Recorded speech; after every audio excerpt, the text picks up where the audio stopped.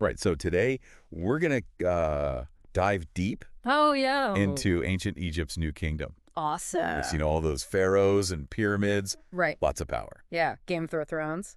But with sand. Yeah. Not so many dragons. Yeah, exactly. Yeah.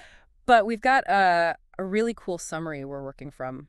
Yeah, Professor Dade explains. It's really good. Really breaks it down. So we're going to get into some nitty-gritty details. Yeah, I think people are going to be really surprised by how much this period, even though it was like thousands of years ago, still affects us today. It's wild, yeah. Like architecture, religion even. Totally. Things that, like, people wouldn't think of. Right. Like, you don't think about ancient Egypt and then, like, how your church or whatever looks. Yeah. Or your house or, Totally. it's crazy. Totally. But, so the New Kingdom didn't just, like, appear out of nowhere, right? They had to get rid of some people first. Oh, yeah. Those Hyksos. The Hyksos, yeah. Took over Lower Egypt. That's, not cool. Yeah. Talk about a hostile takeover. Yeah. Yeah. So then you've got Ahmose I. He's the guy who's, like... He's the guy. Starting the 18th dynasty. Yeah, the founder of the 18th dynasty. Like, not only does he get rid of those Hyksos and reunite Egypt. Reunites the whole... He starts expanding into Canaan and Nubia. Yeah, lays the groundwork. Yeah, this guy was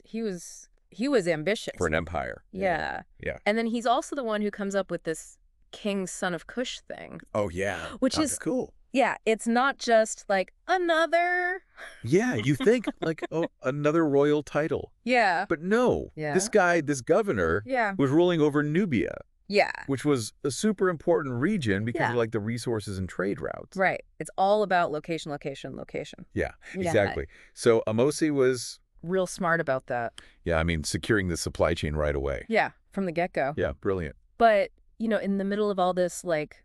empire building that's happening, the cult of Amun. Yeah. It's like gaining power. Oh, Amun's huge. Yeah. So you cannot talk about the new kingdom without talking about Amun, the god of Thebes, right? Like, so powerful. And associated with Thebes. Yeah. Yeah, his influence and the wealth of his temples. Yeah. It was just like tied up with the pharaohs. It's all connected. Yeah. And it's not just the guys, women in the royal family. They get this title, God's wife of Amun. Right. And you'd think, oh, it's just a title. It's just like honorary, but it gave them clout. Yeah, real power. Yeah, real power within the priesthood. Yeah. So major players. Yeah, so they were playing the game too. Oh, absolutely. Yeah. Absolutely. So after Ahmose kind of lays the foundation. Yeah. You got his successors, Amenhotep. Yeah. He keeps pushing into Nubia. Yeah. Maybe even fights with the Mitanni kingdom in Syria. Oh, wow. Busy guy. Yeah, and then keeps going and going. Yeah, and then the Thutmose comes along and he's like, oh yeah, okay, I'm going to take it up a notch. Yeah. So not only does he put down a rebellion in Nubia, he's basically like, you are part of Egypt. Yeah. Permanently. Yeah. But then he goes campaigning in Syria. Yeah. And he reaches Mesopotamia. That's far. That's so far. Can you imagine? Like, think about crossing the Euphrates River back then. Oh my God, yeah. That's a big deal. Yeah, this guy was... huge ambition. Yeah, like super ambitious. Yeah. And then... but then it gets even more interesting. It gets more interesting, yeah, because then you've got Hatshepsut. Hatshepsut? A woman. Pharaoh who's ruling as a king. Yeah. And unlike the guys before her, she's not all about like... conquering and war. Yeah.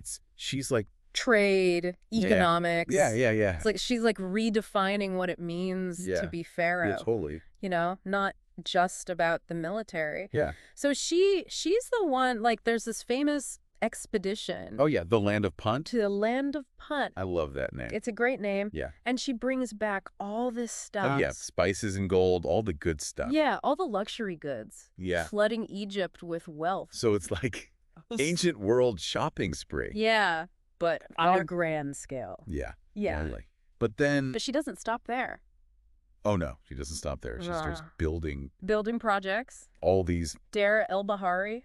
Yeah. Her mortuary temple. Oh, it's incredible. Stunning. I mean, it makes you wonder... yeah. Were those expeditions just to, like...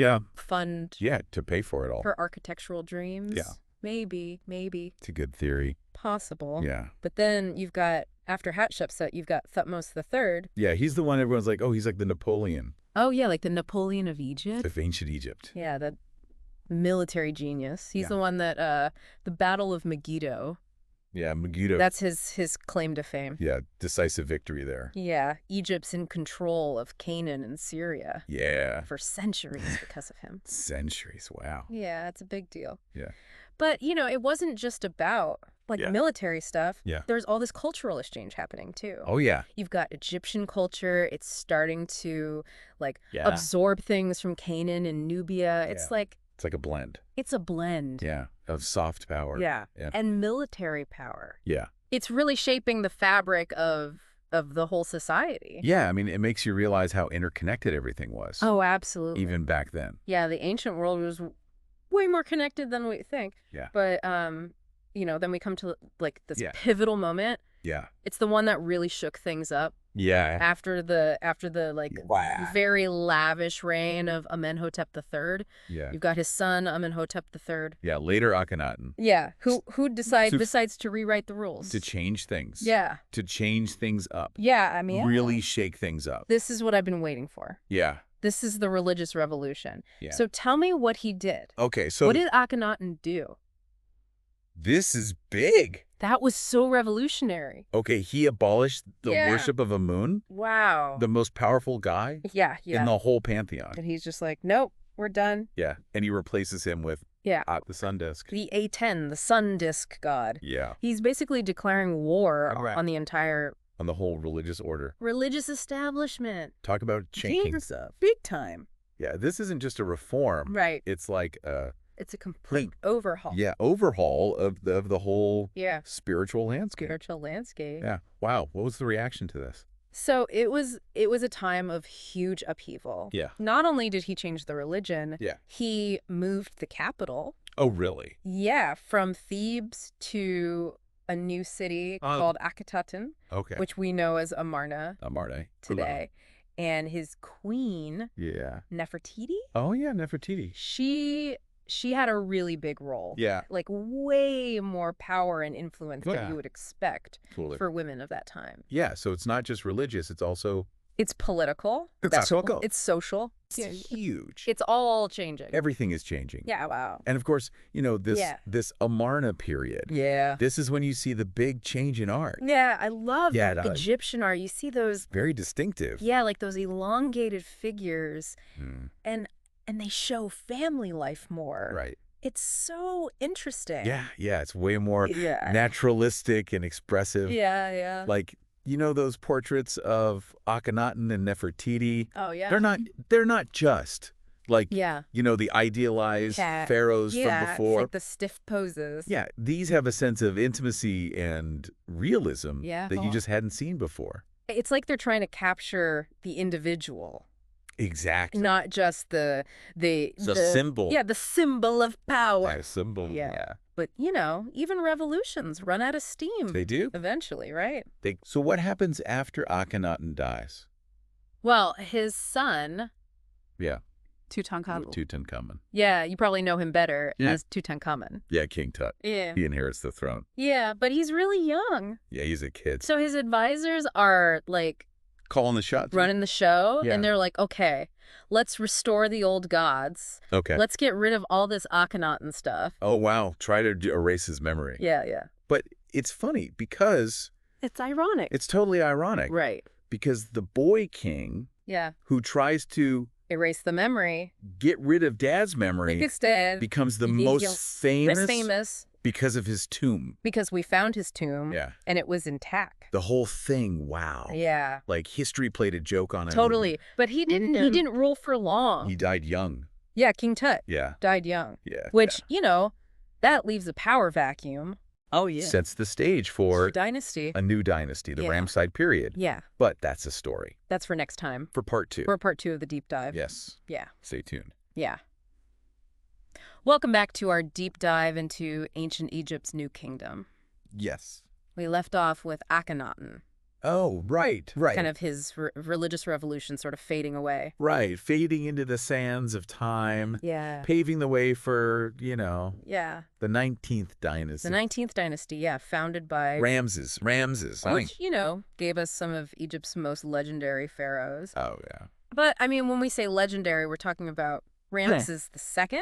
Ramses the Great. Ramses the Great. This guy was like, he wrote the book on how to be a larger-than-life ruler. Ramses the Great. I mean, the name, it's powerful. It's power, it's ambition. It is. Long reign, crazy building projects. Yeah. That peace treaty we talked about, it's like... Oh, it's a lot for one pharaoh. Yeah, it's a lot for one guy. It's a lot, but, you know, it wasn't by accident. His whole reign was about, like, restoring Egypt after all that. To its former glory? Yeah, after that Amarna period. Yeah. Like, you know, no question about it. Yeah. Egypt is back. Yeah. And we're in charge. And how do you prove you're in charge? Exactly. Big old battle. Oh, yeah. Yeah, so you've got the Battle of Kadesh. 1274 BCE. Okay. The Egyptians. Against the Hittites. That's a clash of the titans. It really is. Like, imagine, like, chariots. Yeah. Thundering across the battlefield. Oh, yeah. Clashing bronze. I mean, this is near... This is in modern-day Syria. Syria, wow. So you know the Battle of Kadesh, one of the first documented battles. Wow. Gives us this, like, really crazy look into... Yeah, like, what was it actually like? Ancient warfare. Yeah. What these guys were doing. Oh yeah. Back then. Wow, I can almost hear it. The swords and the cries. Yeah. Hey, this sounds like it was close for Rams. It was a close one. I mean, didn't he I almost lost. lose it all? Yeah. And then last minute reinforcement. Yeah, some reinforcements show up. Yeah. Save the day. Save the day. Okay, so what happened? I mean, was it like a victory or? So it was kind of a stalemate, you know, militarily. But here's what's amazing. Yeah. They signed and make peace. A peace treaty. A peace treaty. Sworn enemies. Wow. Making peace. That was huge. This is This isn't just like a deal. Yeah, this isn't just like a handshake. Yeah. This is like they wrote it down. Wow. On silver tablets. Oh, wow. Okay, this is official. This is serious. This is a big deal. It's the first one. The first one. Yeah, the first recorded peace treaty in history. I mean, this is a huge breakthrough. I mean, diplomatically, this is wow. This shows you that Ramses was more than just a warrior. Just a warrior. Yeah, he was like he's a diplomat. Yeah, he was thinking long term. Yeah, he wanted to create lasting peace. So what was in this treaty? So, you know, it established peace between the two empires, and then they even had these provisions. Yeah. Like if one of us gets attacked, the other one helps. We're gonna help. Wow. Yeah, like early international cooperation. Wow. Cooperation, yeah. Back then, wow. Yeah. Okay. Yeah. So he's not just a military leader. No. He's a peacemaker. Yeah, statesman. Yeah. Wow. But let's not forget. Yeah. He loved. Yeah. Building. Oh yeah, his building projects. Oh, he loved to build at epic scale. I mean, it was a statement. It was like, look at me. Yeah. I'm powerful. Yeah. Leaving a legacy. Yeah. Abu Simbel. That big temple carved into a cliff. It's in Egypt. Those massive statues of Ramses clanking the entrance. It's mind-boggling. And you know they actually had to move it. Oh, yeah. In the 60s? In the 60s. Yeah, to save it. To save it from the water. The rising water of Lake Nasser. Yeah, after they built the Aswan High Dam. Imagine that. Can you imagine? Like cutting that hole. They cut it into blocks. Wow.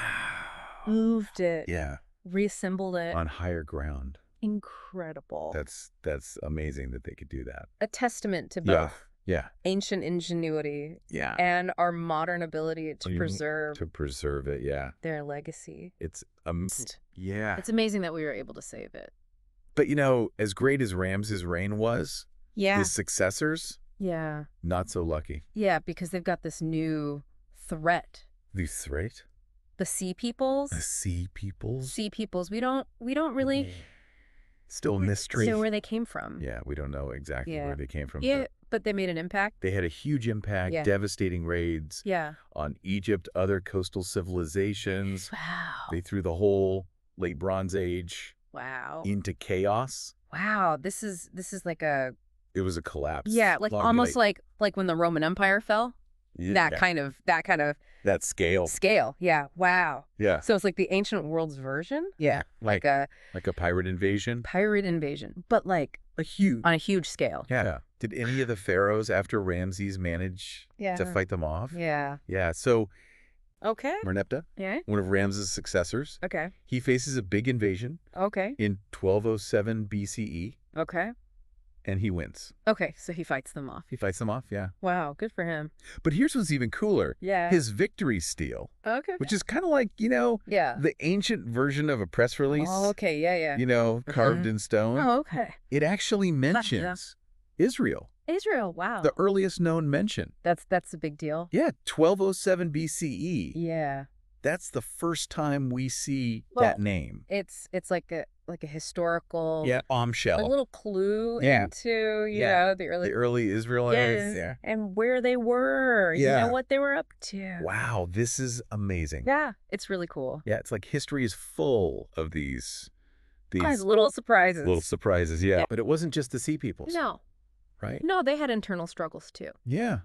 What's going on? So, those workers that built the tombs? Yeah. Imagine you're one of those guys. You're like a skilled artisan. Yeah. You're carving, these amazing intricate details into this pharaoh's tomb. Yeah. You haven't been paid in weeks. Oh, no. The cost of living is going up. Yeah. You and your buddies are like, we've had enough. Enough is enough. This is what happened. Yeah. In the village of Darira el Medina. Okay. 1159 BCE. Okay. They went on strike. Wow. They're like, we want our money. Pay us. Pay us. It's like the first recorded labor protest in history. That is incredible. It's pretty cool. So they were even back then. Organizing. Fighting for their rights. It makes you realize these weren't just like nameless laborers. They were people. With lives. With their own lives. Who knew that labor rights went back that far. Thousands of years. Yeah. That's amazing. Yeah. So it seems like no empire. Yeah. No matter how great. No matter how mighty can last forever. And it's, Yeah, by the end of the 20th dynasty. Yeah. It's starting to crumble. Yeah. The new kingdom under its own weight. It's like a mighty oak. Yeah. That's slowly succumbing to disease. And what are those diseases? Yeah. What are the problems? Remember the priests of Amun? Oh, yeah, Amun. Yeah, they've gotten really powerful. Yeah. Almost as powerful as the pharaohs themselves. Wow. It's a power struggle. Yeah, and it weakens. Yeah, the whole core. Of the kingdom. Yeah. And make matters worse. Those Libyan mercenaries? Oh, yeah, they're supposed to be protecting the borders. Right, they're supposed to be the muscle. Yeah. But they're like, hey. Yeah. They got a little too comfortable? This is kind of nice. Yeah. We like it here. Yeah, and then they start... Let's carve out our own little piece. Yeah, their own little power bases in Lower Egypt. Adding fuel to the fire. So it's internal problems. On external pressures. Empires, Canaan's falling apart. Yeah. The Libyans are coming in. The priests are fighting with the pharaohs. It's like... Yeah, it's like... a perfect storm. Yeah, it's like they're stretched too thin. They can't hold it all together. So it's really just a matter of time before it all falls apart. It collapses. But who delivers the final blow? Yeah. So who brings it down? Egypt's weakened. Yeah. New invaders are like, hey, opportunity. This is our chance. But to find out who those invaders were and what happened to the new kingdom, you'll have to join us. You'll have to come back. For part 3. For part 3. Of our deep dive. Yeah. Welcome back to the deep dive. Oh, yeah. Final chapter. It's all coming down to this. Yeah. Of our exploration of ancient Egypt's new kingdom. Things are going to get a little dramatic. A little messy. Yeah. We left off last time. Oh, yeah. Egypt with all those internal power struggles. And those Libyan mercenaries. Causing problems. They're trouble. Yeah. Always causing trouble. It sounds like the empire. Oh, they were? It was on shaky ground. Ripe for the taking. Yeah. And so who comes along? You've got a new wave of invaders coming in. Here we go. To seize the opportunity. Okay. The Assyrians. Okay. Mesopotamian Empire. Yeah. Known for their military. Yeah, we're might. Messing around. Not messing around. Assyrians? 7th century BCE. Okay. They sweep through Egypt. Yeah. Add it to their collect. To their empire. Yeah. Another conquest. So they were not known for being gentle. No. What was the, brutal. What was the impact? Yeah. It was right. An Egyptian society. It was a tough time to be an Egyptian. Yeah. But the Assyrians weren't the only ones. Okay. Because then in the 6th century BCE, you've got the Persians. The Persians, yeah. Led by Cyrus the Great. Cyrus the Great, yeah. Yeah. They want a piece of the action. They want Egypt. Yeah. Yeah, so they conquer Egypt. And they were now, different than the Assyrians, right? They were a little more tolerant of local customs religion, but just foreign rule. Foreign rule. Yeah. So it's like Egypt's being passed. It's like they're back and forth. Yeah, this tug of war between empires. Yeah. Everybody wants Egypt. But then comes Alexander the Great. Alexander the Great, right. He wants to conquer everything. He wants it all. Yeah. Yeah. So he shows up. 4th century BCE. Okay. He shows up in Egypt, and it's kind of surprising. There's not a lot of resistance. Really? Yeah. Almost like the Egyptians are. They're like, please, anybody but. Yeah. Maybe they're hoping he'll get rid of the Persians. Yeah, get rid of the Persians, Liberate them. Yeah. Yeah, so this is the beginning of a new era. Yeah, new era. It's Hellenistic. The Hellenistic world. Yeah. It's a Greek. It's Egyptian blended together. What did your average Egyptian, what did they think about this? I mean, was it probably a mix? Yeah. Some people were like, oh, this is great. Yeah. Some people are like, we want our old ways. Yeah. So. Yeah. It must have been a strange time. It was a strange time. And then after Alexander dies. Yeah, so one of his generals. Ptolemy. He sets up the Ptolemaic dynasty. Okay. And they rule for like 300 years. 300 years. Yeah. They were pretty smart. Yeah. They knew like we got to respect the Egyptian traditions. Yeah. But we also want to bring in our Greek ideas. Yeah. So you get this blend, this fusion of cultures. This is where you get the city of Alexandria. Yeah, Alexandria, founded by Center of Learning. Yeah, trader. I mean, think about the Library of Alexandria. Oh yeah, the library. I mean, one of the greatest libraries in the ancient world. Scrolls and texts. Yeah, from all over the place. I mean, imagine scholars and thinkers. Like from all over the Mediterranean. Yeah, coming to Alexandria for study, to learn. So it couldn't last forever. No dynasty lasts forever. No, what happens to the Ptolemies? Well, in 30 BCE, Egypt falls to the Romans. The Romans. Cleopatra. The last Ptolemaic ruler. Yeah. She tries. She tries to keep them. And hold on, to maintain Egypt's independence. Yeah. She teams up with Mark Antony. Yeah. But they lose. Yeah, they lose to Octavian. Yeah, who later becomes Augustus. Augustus, the first Roman emperor. Yeah. Cleopatra. I mean, what a story. Oh, yeah. Tragic. There's something out of Shakespeare. Yeah, totally. Yay. So this is the end Yeah. of an independent Egypt. It's the end of an era. Egypt becomes a Roman province. Okay, so Roman province, what does that mean? So, Rome needed grain. Yeah. Egypt was a breadbasket. So it's really important province for them. Yeah, it brought stability, though, right? It did. It brought stability. Yeah.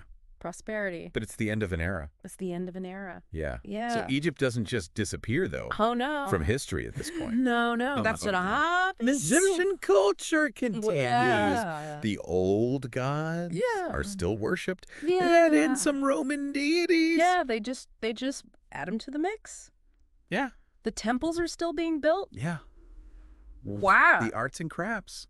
So it's remarkable how much it's pretty amazing. Of culture persisted. Yeah, it's really resilient. But what happens when the Roman Empire falls? Is that it for Egypt? So the Roman Empire, it splits. Yeah. So Egypt becomes part of the Eastern Roman Empire. Okay, the Byzantines. Yeah, Byzantine Empire. Yeah. So it's a Christian Greek society. Yeah. At this point, until the 7th century CE. Okay. The Arab conquest becomes the dominant religion. Yeah. Yeah. But even then, you still see traces of ancient Egypt. Yeah. It's remarkable. It's amazing how Egypt's story is woven with all these different threads, different empires, different cultures all coming together. It's really a fascinating story. It is. So as we wrap up this deep dive, what are the takeaways? The takeaways, So I mean, what makes the new kingdom so important? So the new kingdom, power, prosperity, cultural achievements. It was huge. They were building empire. Yeah, monuments. Right. Sure. I mean, you think about Hatshepsut. Hatshepsut. Most of the third. Akhenaten. Akhenaten. Ramses the Great. Ramses the Great. Those names. Yeah. Everybody knows those names. Yeah, they still echo through history. Yeah. And we can't forget Akhenaten trying to revolutionize religion. Yeah. You know, even though it didn't work, it shows you how much they were... What a dynamic they were willing to experiment. Yeah, try new things. Yeah. And it wasn't just about the pharaohs and the pyramids, you know, those workers. Yeah, at Deir el-Medina. At Deir el-Medina, they went on strike. Yeah. They wanted their rights. They wanted what they deserved. Yeah. Yeah. So even in this society that we think of as... rigid. Yeah. There were people. People had agency. Who were... yeah, they could... fighting for... they could stand up. What they believed in. Yeah. Wow. So it's a period of larger-than-life... characters. Battles. Intrigue. Innovation. But it also teaches us that... yeah, it also teaches us... that empires... nothing... don't last forever. Yeah. Internal pressures. Yeah. External pressures. Yeah. Can lead to decline, collapse. Yeah. And that's something we can relate to today. Absolutely. Yeah. Yeah, I mean, think about... globalization. Cultural exchange. Yeah, the balance of power. Yeah, these are all things we're dealing with. Issues we're dealing with today. So next time you're looking at a picture of a pyramid. A pyramid, a pharaoh. Yeah. It's not just an ancient relic. Yeah. It's a window into this amazing civilization that shaped the world. Yeah, that had a huge impact on history. Well, that is a great note to end on. I think so. Yeah. Yeah. Thanks for joining us. Thanks for coming along on this journey. Yeah, for this deep dive. It's been fun. Into ancient Egypt's new kingdom. Yeah. Keep exploring. Keep learning. Keep questioning. And keep diving deep. Dive deep. Into history. Yeah, history's awesome. It is. Yeah.